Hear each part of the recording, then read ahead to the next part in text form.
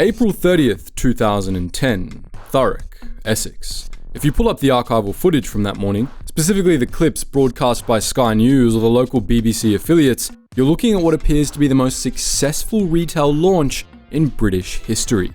The visual evidence shows thousands of people in a line that wraps around the massive blue and yellow building, effectively gridlocking the car park. A DJ booth near the entrance pumps loud house music into the grey English morning, while inside the glass doors, hundreds of employees in bright blue shirts are clapping, cheering, and chanting in unison. As blue confetti rains down from the ceiling, a group of wealthy executives in sharp suits stand front and center, holding a giant pair of ceremonial scissors and smiling for the press cameras. To the casual observer, this looks like the start of a revolution. Best Buy had entered the market with £1 billion in cash and signed a commitment to open 200 massive superstores. They've stated, on record, that they intend to crush the local competition and fundamentally change the way Europeans buy technology. But if you zoom out from that retail park and fast forward just 18 months, every single person in those blue shirts would be unemployed. The store would be gutted, the inventory liquidated, and the signage ripped down. The company that threw this massive party will have fled the country, leaving behind a crater of debt worth hundreds of millions of pounds. This is a story about a corporation that had everything and set it all on fire because they refused to read the room. That kind of corporate blindness usually happens when you're so buried in the daily grind that you lose the ability to see things objectively. It's a level of psychological pressure that makes it nearly impossible to notice the obvious warning signs right in front of you. Admitting you've lost that perspective and need an outside professional to help you untangle those thoughts is the hardest part, primarily because you feel like you have to handle every responsibility perfectly on your own. There was a period where running the daily operations of my channels had me working around the clock, and my team could clearly see I was burning out and the quality of my decision making was dropping, but I refused to acknowledge it. I was so fixated on hitting our monthly targets that I completely lost the ability to read the room in my own company, and I was driving myself into the ground and couldn't even see the obvious warning signs. This is where the paid partner for today's video, BetterHelp, comes in. One of the biggest hurdles to starting therapy is the fear of getting stuck with someone who simply isn't a good match. BetterHelp removes that risk by letting you switch therapists at any time for no extra cost. This allows you to focus entirely on finding the right fit for your specific needs without the stress of a financial penalty if you need to pivot. It ensures you actually get the fresh perspective required to break out of that tunnel vision. When you're trying to find a better balance in your life, it helps to use a system that's already proven to work at scale. Over 6 million people have used BetterHelp to date, and the service currently holds a 4.8 out of 5 rating on the App Store. Knowing that so many others have successfully used this to find clarity gives me a lot of relief. Because life rarely sticks to a neat routine, the entire process adapts to your schedule, allowing you to communicate via video call, phone, or text. Being able to take a session while you're on the move ensures therapy stays a support system rather than just another stressful chore on your to-do list. So what are you waiting for? Take back your perspective. Click the link in the description or go directly to betterhelp.com/HighStreet and get 10% off your first month of therapy today. Now, back to the video. The first thing we need to understand is the sheer scale of arrogance Best Buy had at that time. Go back to 2008. At that moment in time, Best Buy was the undisputed heavyweight champion of American retail. They were generating $40 billion a year in revenue and had defeated almost every major competitor in the United States. They achieved this by perfecting the big box model. Their take on the model had them using massive 45,000 square foot warehouses placed in the suburbs and staffed with an army of so-called blue shirts. They were filled with almost every gadget imaginable, with the entire concept being tuned for the American consumer. The blue shirts were the anchor of the entire brand. Unlike Walmart, where finding assistants could be tricky, Best Buy filled the sales floor with non-commissioned experts to build consumer trust. They position themselves as the company you can trust to answer any and all questions you might have for the product you want. This strategy worked, generating billions in revenue, but it also created a dangerous sense of invincibility inside the headquarters in Richfield, Minnesota. The executives became convinced that the Best Buy way wasn't merely an American preference, but a universal standard that would work in any market on Earth. However, even giants have to answer to Wall Street, and the one thing Wall Street hates is a plateau. Generating billions in profit is meaningless to investors if you aren't growing faster than the year before. By 2008, Best Buy faced a crisis of success. They'd effectively finished the United States, and they needed a new frontier. When they scanned the globe for that new territory, the United Kingdom stood out immediately. It's a developed, English-speaking nation with high population density. However, the real allure was the vulnerability of the local competition. The dominant player was Dixon's Retail, the owner of Currys, which in 2008 had a reputation for cluttered stores, indifferent staff, and miserable service. Best Buy executives looked at this and saw a huge opportunity to not only disrupt the market, but take it over altogether. They believed they could simply airlift their superior American model into London and Birmingham, and the British public would flock to them in gratitude. They were supremely confident, and their objective was total market domination from day one. Best Buy knew they couldn't just invade a foreign country alone. They needed a guide who knew the local laws, the logistics, and the real estate market. Enter Sir Charles Dunstan. Dunstan is a legend in British business who founded Carphone Warehouse in his London flat and turned it into the biggest mobile phone retailer in Europe. By 2008, Carphone Warehouse was on every high street in Britain. But Dunstan had a problem too. The mobile phone market was maturing and everyone already had a phone. He needed a way to grow beyond selling Nokia handsets in small shopfronts. So, in May 2008, the two giants shook hands. Best Buy agreed to pay £1.1 billion, which was roughly $2.1 billion US at the time, to buy 50% of Carphone Warehouse's retail division. They created a new company called Best Buy Europe, and the plan was ambitious. They would combine Carphone Warehouse's small shops with Best Buy's massive big box expertise and open 200 Best Buy megastores across Europe, starting in the UK. But let's quickly look back at the year this deal was signed. Does 2008 ring any bells? Well, if you know your economic history, you know what happened in 2008. The global financial system went bust, and the United Kingdom entered its deepest and longest recession since World War II. Suddenly, the wealthy, gadget-obsessed consumer with a lot of discretionary spending power that Best Buy had modeled their entire business plan around vanished overnight. A prudent company might have looked at the new reality and reevaluated their strategy. They might have said, maybe we shouldn't spend billions of dollars operating massive electronics stores during a historic economic depression. But that's not what Best Buy did. They doubled down, driven by the belief that their brand was immune to economic factors happening around them. They spent the next 2 years burning cash to build infrastructure and hire thousands of staff, committing themselves to a premium, high-cost strategy in the middle of a historic depression. And this is where the narrative shifts. Best Buy came to the UK to do much more than open electronics stores. They intended to force-feed the British market a specific, high-octane American corporate culture that they believed was superior to anything the locals had to offer. Give me a hell yeah! Hell yeah! One more time! Hell yeah! One more time! Hell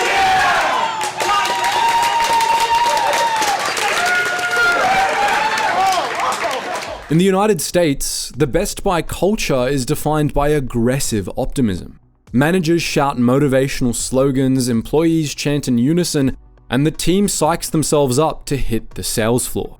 The entire system is designed to build the confidence required to approach strangers and close sales. Best Buy decided to enforce this exact behavioral model in the United Kingdom. They even flew in their elite American sales trainers to reprogram the new British recruits. They took hundreds of young British people, mostly teenagers and 20-somethings from working-class areas like Essex and the West Midlands, and put them through a rigorous blue shirt bootcamp. Recruits were rigorously drilled to suppress their natural British reserve and replace it with a high-octane American service persona. Staff were instructed to approach customers immediately upon entry, introduce themselves by name, and initiate a conversation within seconds. This strategy collided head-on with the fundamental reality of British consumer psychology. British shopping habits are deeply rooted in autonomy and privacy. For the average Briton, a shop is a library with price tags. They want to browse in silence, compare products without interference, and approach a staff member only when they have a specific question. To a British shopper, a stranger in a bright blue shirt asking personal questions looks inherently suspicious. The internal monologue jumps straight to the conclusion that they're being scammed. This cultural deafness also extended to marketing. Here's a Best Buy UK ad from back in the day.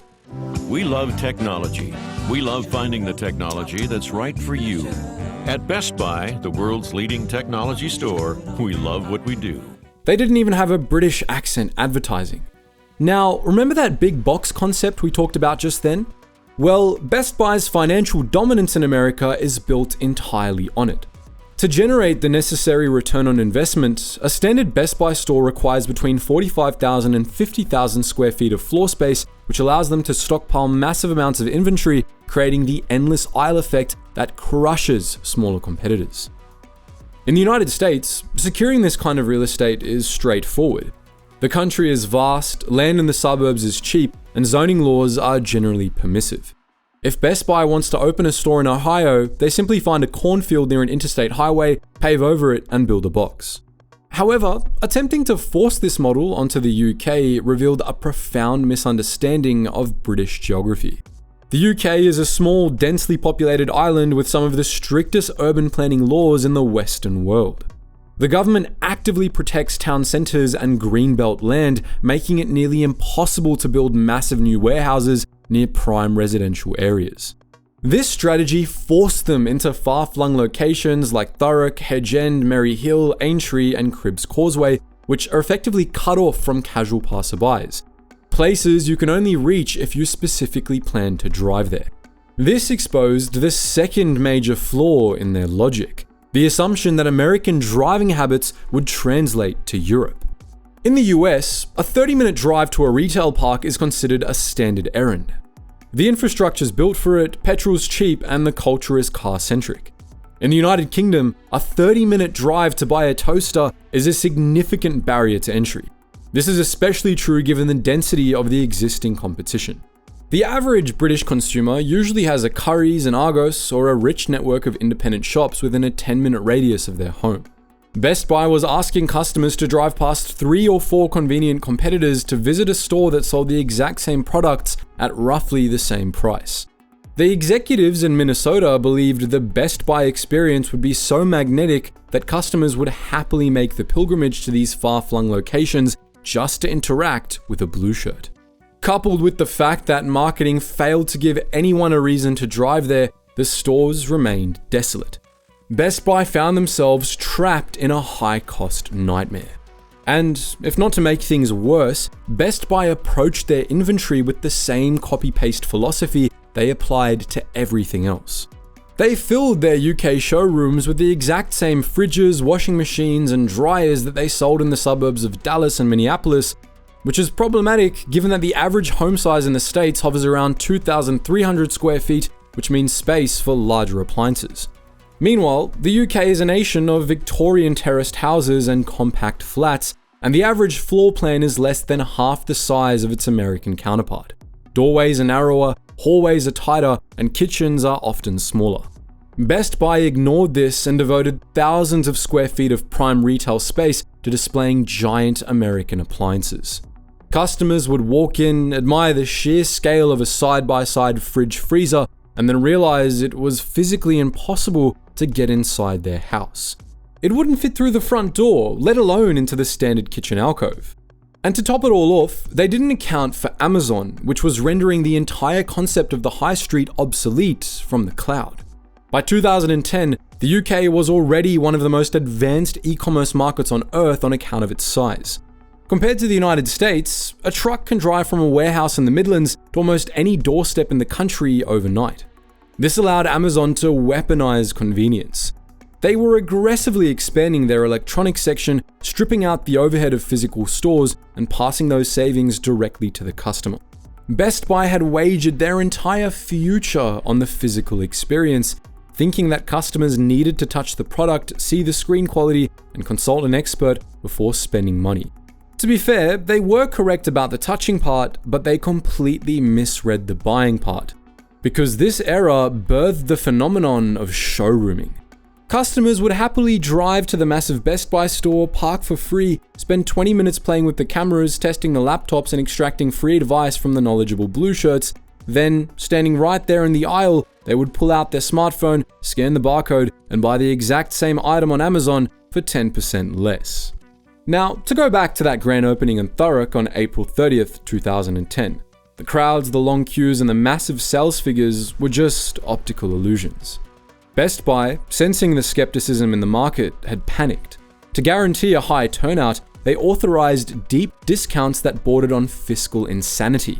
They were selling Toshiba laptops and 32-inch televisions at prices significantly below cost. Once the grand opening hysteria faded and prices returned to normal, the reality of the situation set in and foot traffic evaporated. The store in Thurrock, designed to handle thousands of people, became a cavernous ghost town during the week. Staff in blue shirts often outnumbered the customers, standing around in empty aisles with nobody to help. The big box formula, which had functioned like a money printing press in every American state, was failing in every English county. In the first full year of operation, the UK division reported a staggering loss of £62 million. As the months dragged on, that number swelled to 80 million. The red ink from the British experiment began to bleed into the global financial reports, dragging down the entire company's earnings. This triggered a revolt among the US investors, and Wall Street looked at the balance sheet and saw a company fighting a two-front war it couldn't win. Shareholders began asking why management was burning hundreds of millions of dollars trying to conquer Birmingham when they could have been defending their home turf against Amazon. Simultaneously, the relationship with their local partner began to fracture. Carphone Warehouse had spun off its retail arm specifically to facilitate this deal, and their shareholders were watching the value of that investment vaporize. Sir Charles Dunstan, the man who had sold Best Buy the dream of European dominance, realized he had lashed his company to a sinking ship. By late 2011, the grand ambition of conquering Europe had collapsed. Of the 200 stores originally promised in the initial dossier, Best Buy had managed to open just 11. The expansion had already been frozen in a desperate attempt to stop the bleeding, but the performance of those few operating units was catastrophic. The board of directors in Minneapolis faced a binary choice. They could dig in, authorizing another 5 years of losses and spending another $1 billion to fight a war of attrition against a resurgent Currys and a dominant Amazon, or they could admit defeat. They looked at the projections, looked at the plummeting stock price, and decided to cut the cord. On November 7th, 2011, the BBC and other outlets ran story headlines like this. This sent shockwaves through the workforce, many of whom had been hired only months prior. The big box stores immediately transitioned into liquidation mode, and by January 2012, just 20 months after that optimistic grand opening in Thurrock, all 11 locations were shuttered. The financial decoupling was equally painful. Best Buy sold their 50% stake in the venture back to Carphone Warehouse for significantly less than they paid to enter. In the end, Carphone Warehouse walked away with their original business intact, while Best Buy retreated across the Atlantic, leaving behind nothing but empty warehouses. So, what was the final bill? Well, Best Buy was forced to write off over $300 million in assets while simultaneously paying out tens of millions in severance packages and lease termination fees to extricate themselves from the real estate disaster. But the real cost was the opportunity cost. Best Buy spent 3 critical years obsessed with a failing European expansion while the rise of e-commerce was starting to take hold. Best Buy effectively took their eye off the ball during one of the most important transitions in modern retail history, allowing their digital competitor to build an insurmountable lead at home while they chased a phantom victory abroad. Because of this strategic blindness, the UK failure is now standard curriculum in business schools across Britain. It stands as the definitive proof that retail is not a copy-paste industry. In the end, the story of Best Buy in the UK is a story about the danger of success. Success makes you arrogant. It makes you believe that you can't lose. Best Buy had won so many times in America that they forgot what it felt like to be the underdog. But what do you reckon? Was Best Buy's failure simply bad timing, or was the whole concept of a destination tech store always doomed? Are you one of the millions who treats the HighStreet like a free showroom for Amazon? Or do you still value the human touch when dropping $1,000 on a new laptop? Drop your thoughts in the comment section below, and if you enjoyed this deep dive into a retail disaster, give us a like, hit subscribe, and ring that bell so you don't miss the next video. Anyways guys, cheers for watching and stay curious.